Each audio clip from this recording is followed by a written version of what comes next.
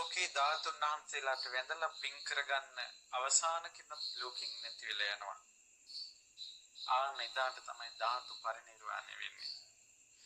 ලංකාව පුරාම තියෙන සකල ධාතුන් වහන්සේලා ආකාශයෙන් මේ ස්ථානයට වඩිනවා. කිසි කෙනෙකුට ඒක නවත්තන්න බෑ. ඒතර මේ භූමියේ ඒකාලෙට පස් කන්දක් වගේ. මේ කන්ද දෙබෑ කරගෙන රහතන් වහන්සේලාගේ 이르දිහින් පෑහුණ සුගන්ධවත් ගර්භයේ දෙබෑ කරගෙන එදාට රහත් 이르දියට ඒක වළක්වන්න බෑ. රහතන් වහන්සේලාගේ 이르දිහෙන් නොනෙමී දැල් වෙන පහන් නිවි යමේ. ඒ රහතන් වහන්සේලාගේ 이르දිය එතනින් එහාට පවත්වන්න බෑ. ඒ රහතන් වහන්සේලා නොමැලවේවා යයි අදිෂ්ඨාන කොට තිබුණ මල් වියලා දමමින් ධාතු ගර්භයේ දිබෑ කොට මේ උතුම් ස්වර්ණමාලී සෑරජාන් වහන්සේගේ මුදුනේ මුතු මාලාවක් සේ ද්‍රෝණයක් ධාතු ආකාශී පිහිටනවා.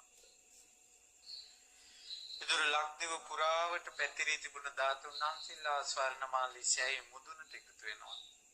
එකතු වෙලා මුතු මාලාවක් වගේ හංස පන්තියක් වගේ ශ්වේත රශ්මි විහිදුවමින් වජ්‍රාසනයට වැඩම කරනවා.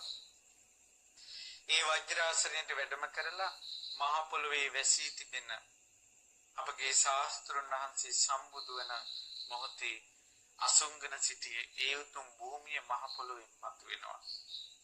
ඒ වජිරාසනේ අර උතුම් ධාතුන් වහන්සේලා ඒ තැන පිහිටනවා. නලල් තලයේ ලලාට ධාතුන් වහන්සේ සීරස ධාතුන් වහන්සේලා ඒ තැන්වල අකු ධාතුන් වහන්සේලා ඒ තැන්වල පිහිටනවා. සතර දළදා වහන්සේලා පිහිටනවා.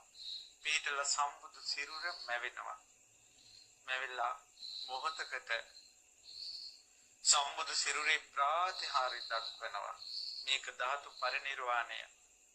සිදුවෙන්න පුළුවන් දේවල් සිදුවෙන්න බැරි දේවල් දන්නේ ශාස්ත්‍රඥ වහන්සේ. රහතන් වහන්සේලා අනාගතයට වෙන දේ දකිනවා. දිවස් තියෙන දෙවිවරු අනාගතයට වෙන දේ දකිනවා. ඒ නිසා මේ මහා සත්පුරුෂයෝ අනාගතයට සිදුවෙන ධාතු පරිනිර්වාණයක් ගැන කියලා තියෙනවා. ඒක අපි ගොතපු කතා නෙවෙයි. ඒක අනාගතයේ සිද්ධ වෙන දේ. අනාගතයේ සිදුවෙන ධාතු පරිනිර්වාණයක් මෙසේ වෙයි මෙසේ නොවේ කියලා තර්ක කරන්න තරම් තමන්ගේ ජීවිතේ මේ අවුරුදු 50ට 60ට වෙන දේවල් වත් දන්නේ නැති මේ මිනිස්සු කොහොමනම් ධාතු පරිනිර්වාණය